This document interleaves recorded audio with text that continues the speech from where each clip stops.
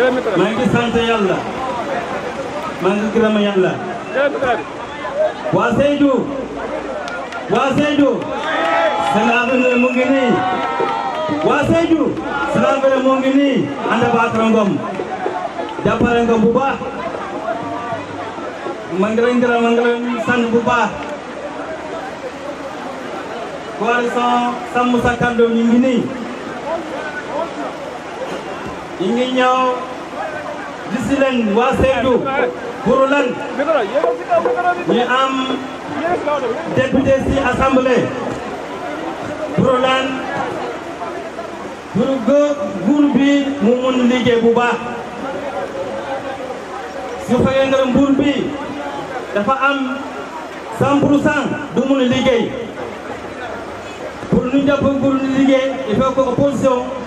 nu am lu bari ci député inchallah rabbi ñun mooy candidat Sàmm Sa Kàddu ci Sédhiou man me imam Abdallah Cissé bu me Ñima Cissé ñu ngi nii ci ban parti ARC mooy la présidente Anta Babacar Ngom mi ngi nii takk na loxo bu baax ca Sédhiou alhamdulillah maa ngi leen gërëm ma sant leen jërëjëf insha Allah wa salaam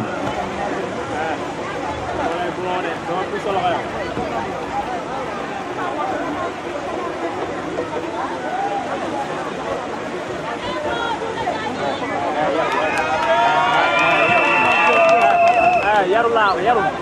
Assalamualaikum warahmatullah. Les leaders de la coalition Sàmm Sa Kàddu. Barthélémy Dias. Anta Babacar Fall. Thierno Bocoum. Les serviteurs Pape Djibril Fall. De par ma voix, soyez la bienvenue. Almi Séné, Alfouda vous êtes Maurice, vous êtes assez.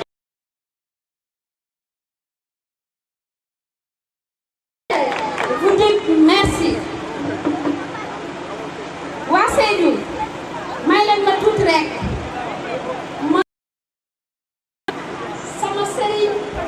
Sama wasila, sama responsable moral du parti PUR, le président du parti PUR, Cheikh Seydi Mouhamadou Moustapha Sy. sëñ bi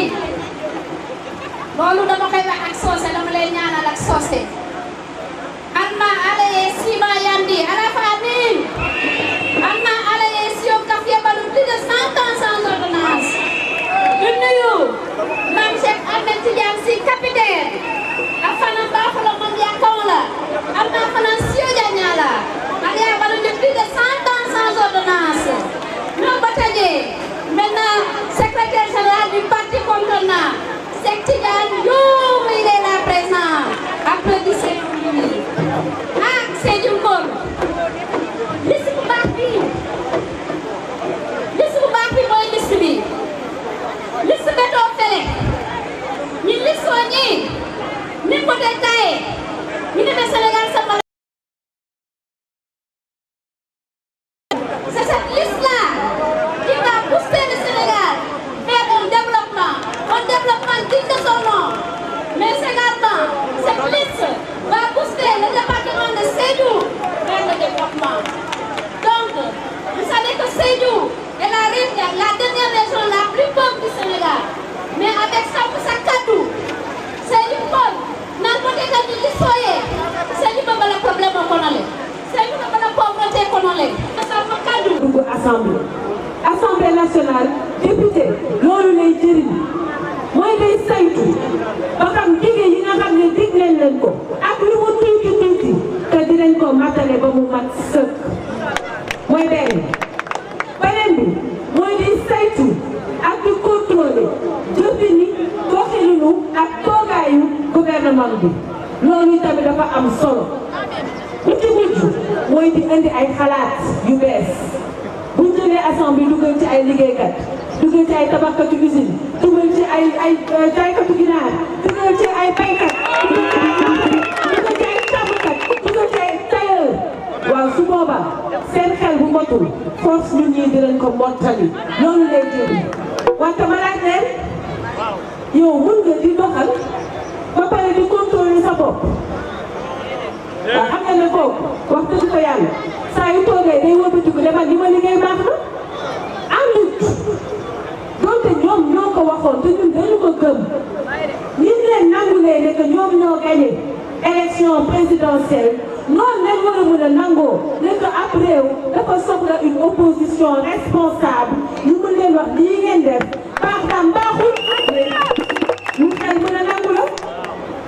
lu xel mën a nangu la munoo yore l'exécutif ba pare nga am la majorité au niveau de l'Assemblée non pas du tout et on ne l'acceptera pas.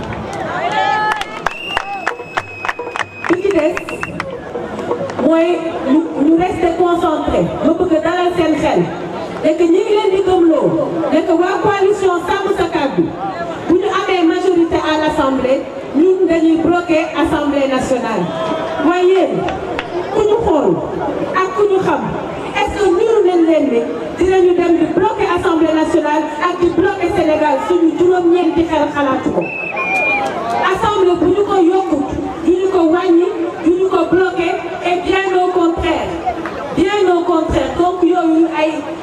dañu bëgg a déconcentrer dañu bëgg jaxase xel yi wax na ko suñu noonu ba nga xam ne Sénégal yi dañuy tiit ñun tiitaluñu kenn liñ digganteeg askan wi mooy buñ duggee Assemblée amul parti politique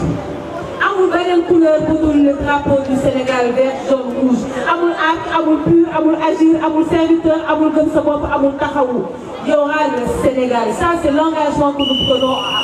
à l'endroit du peuple sénégalais di farata la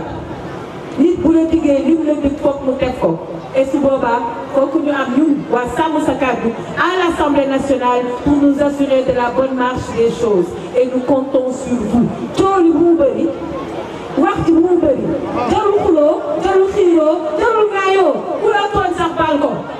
le 17 novembre le 17 bii dañuy fayu inchallah au soir du 17 novembre ngeen jël seen carte ngeen dugal ko si su boobaa ñu def lan une majorité écrasante pour l'opposition sénégalaise maa ngi leen di sant di leen gërëm bu baax a baax jërëjëf